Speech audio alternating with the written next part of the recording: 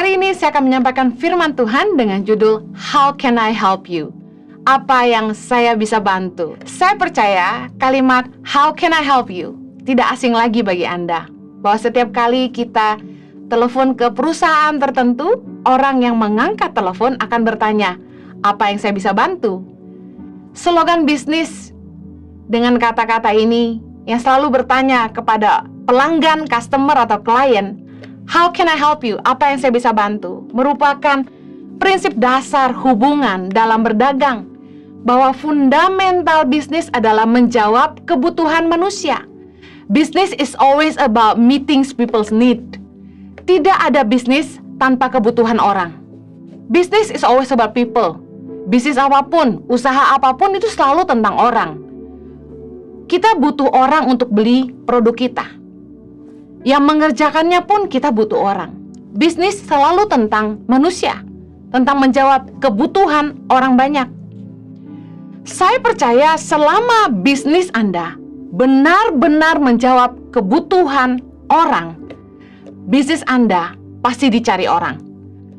Ketika Anda memikirkan apa yang harus Anda lakukan di masa pandemi, mungkin ada yang berpikir ingin memulai usaha yang baru. Ide bisnis harus berangkat dari apa yang bermanfaat dan apa yang menjadi kebutuhan saat ini. Jangan memulai suatu usaha berangkat dari pemikiran, bisnis apa ya yang untungnya besar? Bisnis apa ya yang bisa bikin saya kaya? Itu merupakan permulaan yang keliru. Seharusnya ketika Anda ingin memulai sebuah usaha, Anda harus berangkat dari pemikiran, bisnis apa ya yang kira-kira bermanfaat untuk hidup orang banyak? Bisnis apa ya yang dicari dan dibutuhkan oleh orang banyak? Saya pastikan apabila bisnis Anda betul-betul menjawab kebutuhan, bisnis Anda pasti dicari orang. Slogan bisnis yang berkata, How can I help you? Seringkali dilupakan. Orang lupa bahwa ketika mereka memulai sebuah usaha, itu berangkat dari menolong hidup orang lain supaya lebih baik. Pertanyaan saya hari ini, apakah bisnis atau usaha Anda benar-benar menolong orang? Apakah bisnis atau usaha Anda hari ini menjawab kebutuhan masyarakat? Apakah usaha Anda hadir untuk meningkatkan kualitas hidup orang banyak? Banyak orang yang memulai usaha hanya semata untuk mencari keuntungan belaka, sehingga mereka tidak peduli kebutuhan dan kebaikan yang mereka berikan melalui usaha mereka. Mereka bukannya meningkatkan kualitas hidup, tapi malah merusak kesehatan masyarakat, merusak kualitas hidup masyarakat, produk-produk yang meracuni hidup masyarakat. Berapa banyak kita dengar bisnis ini dan itu tutup karena ketahuan, penuh dengan penipuan, menggunakan bahan-bahan yang tidak baik bagi kesehatan.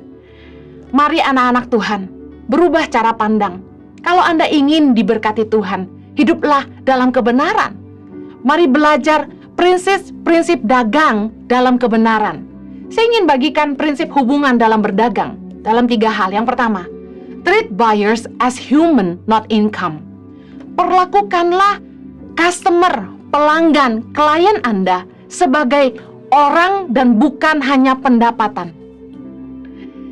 Firman Tuhan dalam Lukas 6 ayat 31 berkata, dan sebagaimana kamu kehendaki supaya orang perbuat kepadamu, perbuatlah juga demikian kepada mereka.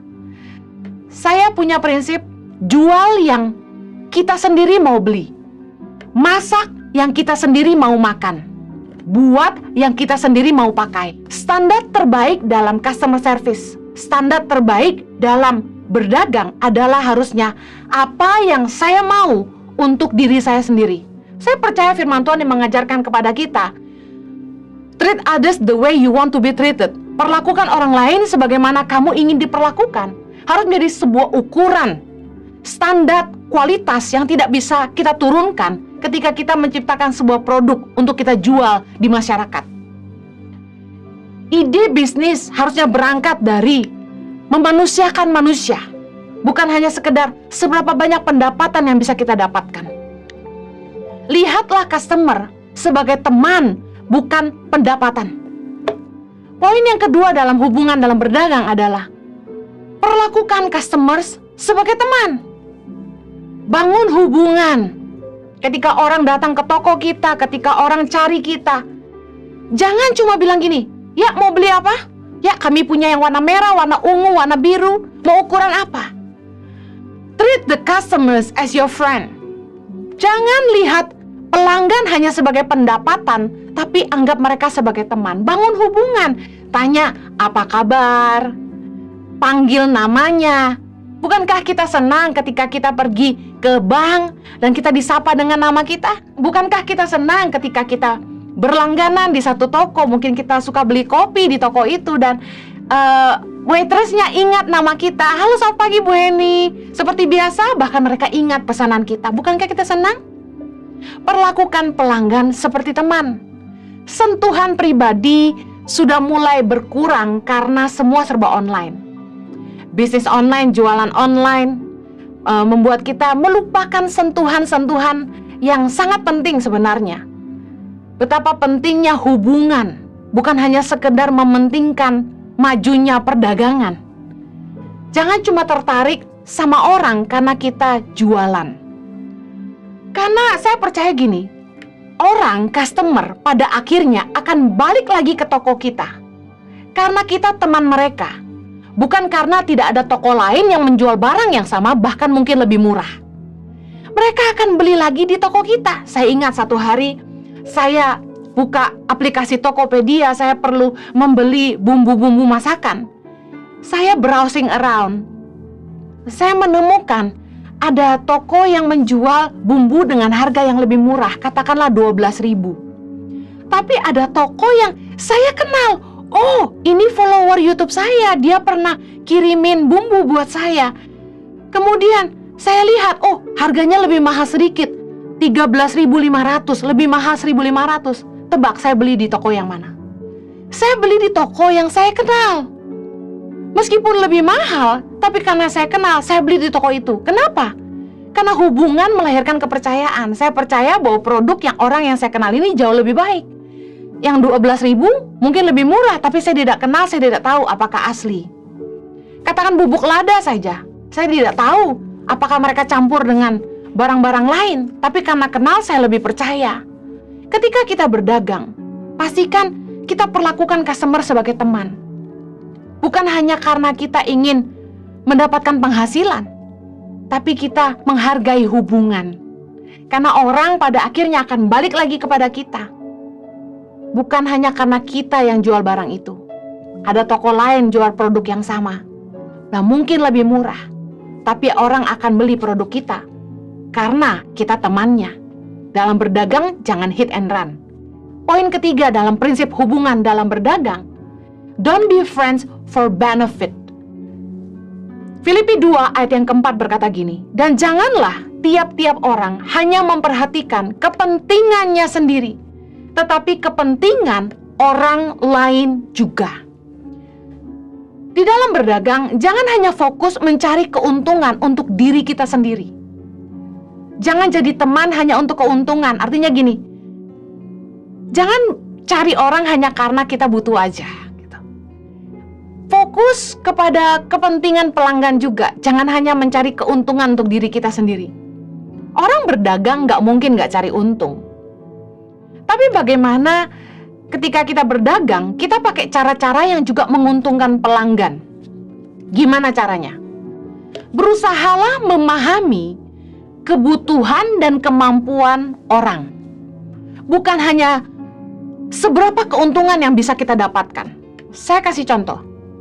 Ketika kita beli asuransi, sebenarnya agen asuransi yang lebih mengerti produk yang paling kita butuhkan itu seperti apa, yang sesuai dengan budget kita, kemampuan kita untuk membayar setiap bulannya, tapi dengan keuntungan yang maksimal, benefit yang maksimal untuk kita. Agen asuransi pasti mengerti, tapi seringkali agen asuransi tidak jujur. Mereka membuat polis yang lebih menguntungkan untuk mereka, bukan menguntungkan klien mereka. Kadang-kadang orang melupakan bahwa mengutamakan kehubungan sebenarnya merupakan kunci untuk menjaga kelangsungan dari hubungan.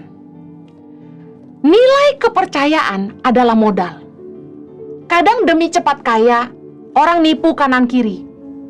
Padahal nilai kepercayaan yang akan membuat hubungan yang langgeng dan kita dicari oleh banyak orang. Ingat, ada the power of recommendation.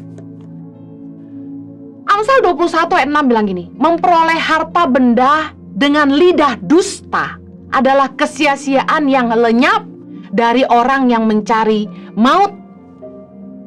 Jangan ingin kaya tapi bohongin orang. Milik yang diperoleh dengan cepat pada mulanya akhirnya tidak diberkati. Amsal 20 ayat 21. Kita berpikir, nggak apa-apa deh, gua ngibulin orang, yang penting untungnya gede nih, sekali gebuk, untungnya gede. Dengar baik saudara, keuntungan besar yang diperoleh satu kali tidak sebanding dengan keuntungan kecil yang berkelanjutan. Jangan ingin cepat kaya lalu kita nipu orang. Kita pikir gak apa-apa deh, belum tentu dia balik lagi ke toko saya. Untung yang gede satu kali nipu orang. Salah besar. Keuntungan besar yang diperoleh satu kali itu gak sebanding dengan keuntungan kecil yang berkelanjutan. Pegang prinsip kita harus selalu jaga hubungan, karena kita gak tahu bagaimana ke depan. Orang yang bisa dipercaya itu pasti dicari orang. Harta yang didapat dari merugikan orang lain itu tidak halal. Jangan pernah bersenang-senang di atas penderitaan orang lain. Pastikan kita bisa dipercaya sama orang. Saya mau bagikan 3 poin bagaimana kunci membangun kepercayaan. Yang pertama, baiklah kepada semua orang. Jangan pilih-pilih. Jangan baik cuma sama orang kaya doang. Kebanyakan orang baik sama orang ketika butuh saja. Pernah mengalami ketika Anda cuma dicari karena temanmu punya kepentingan? Dengar baik. Baiklah kepada semua orang. Amsal 22 ayat 1 berkata gini, nama baik lebih berharga daripada kekayaan besar. Dikasihi orang lebih baik daripada perak dan emas. Kita harus mempertahankan nama baik. Jangan sampai kita nipu orang. Karena satu kali kita nipu orang, ke depan kita nggak akan dipercaya lagi. Dan ketika suatu hari kita ketemu dengan orang ini, dia bisa cerita sama orang lain lagi. Kemudian akan lebih banyak orang lagi yang tidak akan mempercayai kita. Di kedepan hari kita bisa kehilangan banyak kesempatan, opportunity hanya gara-gara kita buat satu kali kesalahan. Jaga nama baik. Kenapa firman Tuhan katakan nama baik lebih berharga daripada kekayaan besar? Karena nama baik yang akan membuat kita kemudian dipercaya orang dan mendapatkan proyek-proyek yang jauh lebih besar lagi ke depan, karena orang merasa aman dengan kita. Kalau orang percaya sama kita, orang akan beli tanpa mikir, karena mereka percaya. Bagaimana kita belajar baik kepada semua orang? Saya kasih contoh.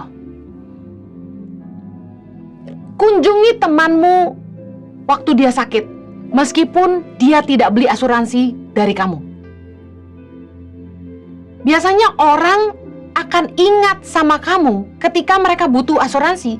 Karena begini, waktu saya sakit aja, dia kunjungi saya, padahal saya nggak beli asuransi sama dia. Apalagi saya beli asuransi sama dia, kan gitu. Tapi agen asuransi yang saya tahu malah kebalikan. Waktu mau nawarin polis, baik-baikin kita. Tapi setelah kita beli polis, ngilang entah kemana, dihubungi aja susah. Kita sakit, boro-boro nengok di rumah sakit. Dibantu ngisi form untuk klaim aja enggak. Ngalami kan? Tapi saya memilih beli asuransi sama teman saya, yang ketika saya sakit, dia kunjungi saya ke rumah sakit, meskipun saya nggak beli asuransi sama dia. Sehingga ketika saya ngerti saya butuh asuransi, saya cari teman saya ini. Baiklah kepada semua orang, jangan hanya ketika kita butuh aja. Ketika teman kita lapar, kasih dia makan. Ketika ada orang susah, bantulah. Baiklah kepada semua orang. Hidup ini tabur tuai, kata firman Tuhan. Saudara, saya ingat satu kali, saya pernah tolong seorang anak perempuan yang datang ke kantor kami untuk mencari kerja. Sudah lama sekali, tahun sekitar 2008-2009, datang untuk melamar pekerjaan. Anak perempuan ini pergi meninggalkan kantor setelah interview dengan wajah lesu. Saya melihat dia kasihan sekali. Kemudian saya berikan ongkos untuk dia pulang. Saya hanya berikan 50.000 aja waktu itu untuk dia pulang. Karena saya pikir kasihan untuk gantiin transport dia datang ke tempat kami. Apa yang terjadi? 12 tahun kemudian, kami ketemu lagi. Luar biasanya, Tuhan itu sanggup ngerubah hidup orang. Dalam 10 tahun, itu kita nggak pernah terpikirkan dia akan jadi apa. Hari ini, salah satu orang yang mendukung pembangunan sekolah berasrama untuk mimpi visi yang Tuhan berikan bagi kami untuk melahirkan 1000 pemimpin bagi Indonesia. Salah satu orang itu adalah anak perempuan yang pernah saya kasih uang transport pulang 50.000. Kita nggak pernah tahu orang itu akan jadi apa. Baiklah sama semua orang. Jangan cuma sama orang kaya aja. Jangan baik sama orang hanya ketika kita butuh aja. Yang kedua, kunci bangun kepercayaan. Omongan kita harus bisa dipegang. Saya pernah ngomong ini berkali-kali. Orang tuh kalau omongannya nggak bisa dipegang, dia nggak akan pernah dipercaya orang. Mazmur 15 ayat yang keempat bilang gini, yang memandang hina orang yang tersingkir, tetapi memuliakan orang yang takut akan Tuhan, yang berpegang pada sumpah walaupun rugi. Bayangin, berpegang pada sumpah walaupun rugi. Orang yang omongan yang bisa dipegang itu berintegritas, dia pegang omongannya padahal dia rugi gara-gara janjinya sendiri. Pastikan ketika kita berdagang, kita memberikan info produk secara tepat. Jangan sampai misleading people. Avoid misleading. Artinya memberikan informasi yang keliru. Perbandingan kualitas secara terbuka sesuai harga. Seringkali jengkel ketika kita pergi ke toko. Kita tanya, Pak, yang bagus yang mana? Yang dikeluarkan yang untungnya gede buat dia. Made in, harganya murah gitu kan. Dia bilang tahan lama. Padahal kita tahu yang made in itu nggak tahan lama. Harusnya dia terus terang aja, ini murah, tapi mungkin pakainya 1 tahun aja. Nah yang ini harganya lebih mahal, tapi tahan lama. Berikan perbandingan kualitas secara terbuka sesuai harga. Jangan sampai misleading. Terus kalau ada promo-promo yang tersedia, infokan kepada pelanggan kita. Jangan diam aja. Kadang-kadang jengkel juga di kasir ketika kita belanja. Kasirnya terlalu malas untuk memberitahukan, Bu, lagi ada promo dengan kartu kredit bank ini. Dia malas sampaikan. Harusnya ketika kita berdagang, kita informasikan promo yang tersedia. Dan jangan memberikan janji yang nggak bisa ditepati. Contoh, yang nggak masuk akal dijanji-janjikan. Oh, kalau Anda pakai produk ini, kulit Anda akan kencang, kulit Anda akan mengkilap, awet muda. Bohong aja. Jangan sampai kita memberikan informasi yang muluk-muluk, padahal kita bohongin orang aja. Yang ketiga, kunci bangun kepercayaan. Jujurlah dalam berusaha. Bisnis apapun harus jujur. Miliki niat hati yang tulus kepada semua orang. Ingat slogan bisnis, how can I help you? Apa yang saya bisa bantu? Pastikan bisnis Anda itu hadir untuk menolong orang. Pastikan Anda berbisnis untuk meningkatkan standar hidup orang. Pastikan bisnis Anda hadir untuk menjawab kebutuhan orang. Miliki hati yang tulus. Orang yang jujur dipimpin oleh ketulusannya. Tetapi pengkhianat dirusak oleh kecurangannya. Amsal 11 ayat 3. Jujurlah dalam berdagang. Saya percaya orang yang jujur pasti mujur. Niat baik kita pasti disertai Allah. Amsal 14 ayat 11 bilang gini, Rumah orang fasik akan musnah, tetapi kemah orang jujur akan mekar. Jangan ingin cepat-cepat kaya. Harta itu kalau dikumpulkan sedikit demi sedikit jadi bukit, daripada cepat kaya lalu cepat habis juga. Paling penting itu nilai kepercayaan. Sebuah usaha akan langgeng kalau dipercaya orang. Jangan sampai kita tidak dipercaya orang. Saya dapat satu kesaksian luar biasa.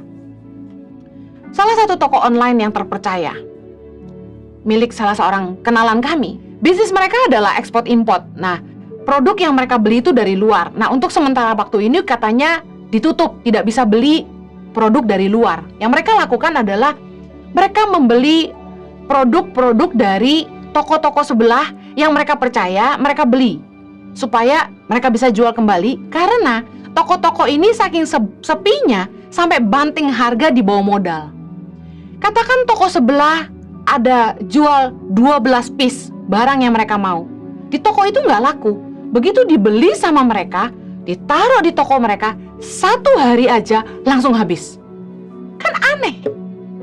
Di toko sebelah harganya lebih murah, tapi nggak laku-laku.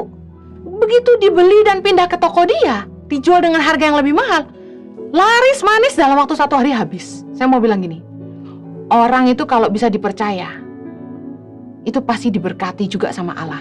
Kenapa? Toko mereka selalu menjamin produk mereka asli, sehingga customer percaya. Customer itu kalau sudah percaya nggak akan beli lagi di toko lain. Saya adalah ibu rumah tangga yang belanja online untuk kebutuhan rumah tangga. Kadang malas keluar rumah, apalagi di masa pandemi. Saya mengurangi interaksi dengan orang, saya beli online. Kebutuhan minyak sayur, dan sebagainya. Nah, yang saya lakukan adalah begini. Ketika saya buka aplikasi, saya lihat di toko terakhir di mana saya beli barang itu. Kenapa? Karena waktu saya beli, saya searching harganya bagus dan kemudian produknya bagus, packagingnya bagus. Karena saya sudah percaya sama toko itu, saya nggak cari lagi toko yang lain. Saya beli di toko yang sama karena toko tempat terakhir saya beli itu produknya bagus. Mempertahankan kepercayaan orang sangat penting. Itu adalah modal yang nggak bisa dibeli dengan uang. Kalau kita ingin diberkati sama Tuhan, ingat baik, pastikan kita jaga nilai kepercayaan. Saya ingin tutup dengan ini. Di dalam berbisnis, ingat bahwa kita hadir untuk menjadi berkat. Pertama, pastikan usaha kita menjawab kebutuhan orang. Karena berdagang untuk menolong orang. Bukankah slogan bisnis berkata, apa yang saya bisa bantu? Yang terakhir saya mau tutup ini. Kunci kesuksesan yang langgeng adalah jangan serakah, jangan lupa diri, jangan tinggi hati, tapi harus selalu berbagi. Imamat 23 ayat 22, ayat yang luar biasa. Pada waktu kamu menuai hasil tanahmu, janganlah kau sabit ladangmu habis-habis sampai ke tepinya, dan janganlah kau pungut apa yang ketinggalan dari penuaianmu. Semuanya itu harus kau tinggalkan bagi orang miskin dan bagi orang asing. Akulah Tuhan Allahmu. Firman Tuhan ini mengajar kita ketika kita menuai hasil tanah kita, ketika kita dapat keuntungan dari semua usaha kita, dikatakan gini, jangan dimakan semua, jangan diambil semuanya, tinggalkan sebagian untuk orang miskin dan orang asing. Artinya gini, ingat kunci dari kesuksesan yang langgeng, usaha yang diberkati Tuhan. Tuhan mau kita tidak lupa diri, kita tidak tinggi hati, tidak serakah. Jangan makan semuanya untuk kita. Jangan lupa, taburlah dari apa yang kita terima. Sehingga berkat Tuhan itu nggak akan pernah habis dalam hidup kita. Tuhan memberkati, kiranya Tuhan boleh membukakan hikmat sehingga kita punya ide-ide bisnis baru yang bisa dikembangkan di masa pandemi dan langgeng sampai seterusnya nanti. Mari kita berdoa. Bapa di sorga, tolong anak-anak-Mu Tuhan. Biar kiranya setiap usaha mereka boleh hadir untuk jadi berkat dan menolong hidup orang banyak. Tolong anak-anak-Mu berikan hikmat, berikan ide-ide yang kreatif untuk menciptakan bisnis-bisnis yang baru, apa yang dibutuhkan oleh masyarakat, apa yang dicari oleh orang banyak. Hamba-Mu berdoa, kemampuan dan hikmat dari Tuhan boleh Engkau jatuhkan di dalam hati anak-anak-Mu Tuhan. Buka jalan buat mereka yang rindu berusaha, rindu berbisnis, biar kiranya hikmat-Mu mengalir dan menolong setiap mereka. Demi nama Yesus kami berdoa. Amen. Tetap jadi berkat, pastikan usaha Anda menolong hidup orang banyak, dan pastikan Anda terus mengandalkan Tuhan dalam setiap usaha. Saatnya saya akan menjawab pertanyaan-pertanyaan yang diberikan kepada saya oleh Jemaat Online Impact Community Indonesia. Pertanyaan pertama, halo Kak, aku nanya nih, kalau hidup penuh kecemburuan dan iri hati, gimana sih? Saya ingin menjawab begini, bagi Anda yang suka hidup dalam kecemburuan dan iri hati dengan hidup orang lain, itu menandakan Anda punya rasa insecure, rasa tidak aman dengan diri sendiri, sehingga Anda selalu melihat orang lain lebih baik dari diri Anda. Insecure itu dapat disebabkan karena tumbuh di keluarga yang selalu membandingkan Anda dengan kakak, adik, atau orang lain, dan bisa juga karena Anda mempunyai gambar diri yang buruk. Anda tidak bisa menerima diri Anda sendiri, kurang bersyukur dengan hidup Anda dan diri Anda. Saya berharap Anda bisa melihat khotbah saya tentang ubah insecure jadi bersyukur di minggu-minggu sebelumnya. Rasa aman untuk diri sendiri itu akan menolong kita sehingga kita tidak iri hati melihat orang lain dan tidak melihat orang lain lebih baik dari kita, tapi kita mensyukuri apa yang Tuhan berikan dalam hidup kita. Yang kedua, saya mau bertobat, mau mendekatkan diri sama Tuhan, tapi setiap saya melakukan itu, setiap hari selalu ada pikiran-pikiran negatif yang terlintas di pikiran saya. Apa yang saya harus lakukan? Nah, ketika kita ingin berubah, saya mau kasih tahu, peperangan yang sesungguhnya ada di pikiran kita. Yang pertama yang kita harus lakukan adalah alihkan fokus kita kepada yang benar. Filipi 4 ayat 8 berkata gini, jadi akhirnya saudara-saudara, semua yang benar, semua yang mulia, semua yang adil, semua yang suci, semua yang manis, semua yang sedap didengar, semua yang disebut kebajikan dan patut dipuji, pikirkanlah semuanya itu. Alihkan fokus kita, jangan sampai kita mikirin yang sudah lalu, perbuatan-perbuatan di masa lampau, tapi mulai alihkan fokus kita ke hal-hal yang benar. Kalau kita tuh punya kemampuan fokus tuh cuma satu, nggak mungkin bisa mikir dua hal sekaligus dalam satu waktu yang sama. Bagaimana cara menyingkirkan pikiran yang salah, hadirkan pikiran yang benar. Fokuskan hidupmu untuk mengejar hal-hal yang benar. Yang kedua, bagaimana kita bisa berpikiran positif? Sibukkan diri kita dengan hal-hal yang berguna, hal-hal yang bermanfaat. Ingat, waktu jalan terus. Pastikan kita memakai waktu kita untuk membangun hidup kita. Orang yang sibuk membangun hidupnya tidak akan punya waktu untuk ngurusin yang gak penting. Gak akan punya waktu untuk ngurusin orang lain. Mari sibukkan diri, mengerjakan hal-hal yang bermanfaat, yang membangun hidup kita ke depan. Jangan sampai nganggur, karena orang yang nganggur akhirnya sibuk dengan hal-hal yang tidak berguna. Kalau Anda ingin sungguh-sungguh bertobat, pastikan Anda juga mendekatkan diri sama Tuhan. Karena orang yang semakin dekat dengan Tuhan akan serupa dengan Tuhan. Penuhi pikiranmu dengan firman Tuhan. Baca firman keras-keras dan katakan itu di depan cermin kepada dirimu sendiri. Dan yang paling penting, hidupi firman Tuhan. Yang terakhir, saya adalah anak pertama dan selalu memenuhi kebutuhan keluarga besar saya, walaupun saya harus berhutang. Menurut Ibu Heni, bagaimana caranya supaya saya memiliki sikap yang benar, karena saya tidak memiliki uang simpanan sama sekali dan saya terlilit hutang. Saya ingin bagikan bahwa orang susah bukan karena tidak berusaha, tapi yang pertama karena serakah. Pengkhotbah 5 ayat 10 bilang ini, siapa mencintai uang tidak akan puas dengan uang. Siapa mencintai kekayaan tidak akan pernah puas dengan penghasilannya. Ini pun sia-sia. Nah, memenuhi kebutuhan, pastikan yang dipenuhi itu betul-betul kebutuhan, bukan kemauan. Seringkali kita ngikutin kemauan keluarga, padahal nggak cukup. Nah, kita harus tegas sama keluarga, segini aja kemampuan saya. Cukup nggak cukup, harus cukup. Jangan sampai berhutang, itu salah. Orang susah yang kedua, Bukan karena tidak menghasilkan, tapi karena tidak bijak mengelola. Seperti Anda bekerja tapi tetap kurang. Pengkhotbah 6 ayat 9 bilang gini, lebih baik melihat saja daripada menuruti nafsu. Artinya gini, kadang-kadang tuh kita ngikutin kemauan mata. Nggak mampu tapi dibeli, akhirnya ngutang. Nggak mampu tapi pergi. Amsal 21 ayat 20 bilang gini, harta yang indah dan minyak ada di kediaman orang bijak, tapi orang yang bebal memboroskannya. Coba kelola uang dengan baik. Tulis pengeluaran yang ada. Coba mana yang merupakan kebutuhan, mana yang merupakan kemauan. Jangan sampai ngikutin kemauan, nggak akan ada habisnya. Kita harus ngerti bahwa kewajiban anak mensupport keluarga adalah menolong. Artinya berkontribusi. Kalaupun saat ini Anda harus jadi kepala keluarga, pastikan yang Anda cukup itu adalah kebutuhan, makan, minum, listrik. Tapi pastikan gini, apakah tidak ada anggota keluarga lain yang bisa ikut bekerja?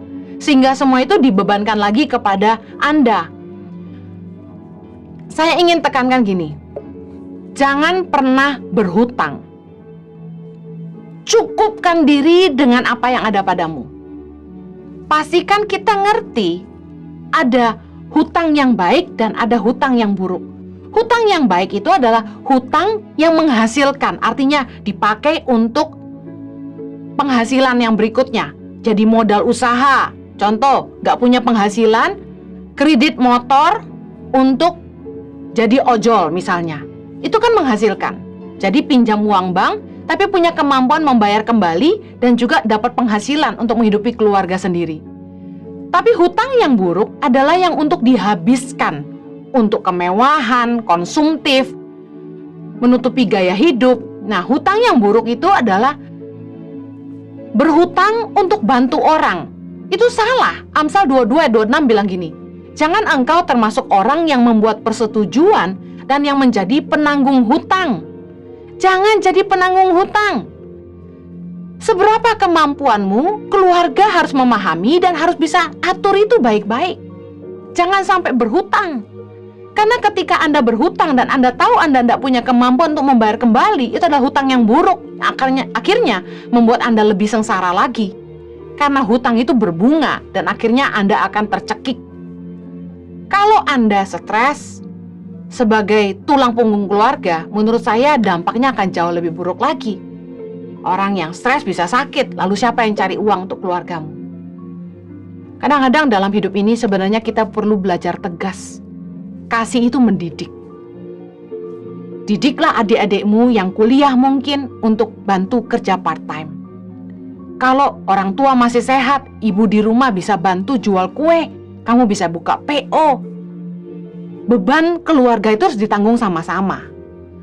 Orang tua juga harus mengerti bahwa suatu hari kamu harus menikah, kamu harus punya tabungan. Belajar tegas gak ada salahnya untuk kebaikan bersama. Saya tutup dengan ini. Jangan jadi Tuhan atas hidup orang lain. Jangan sampai orang bergantung sama kita. Orang tetap harus mengandalkan Tuhan dan berusaha. Anda anak yang baik, Tuhan pasti berkati, tapi jangan sampai tidak berhikmat sampai berhutang. Karena akan akhirnya menyusahkan semua orang.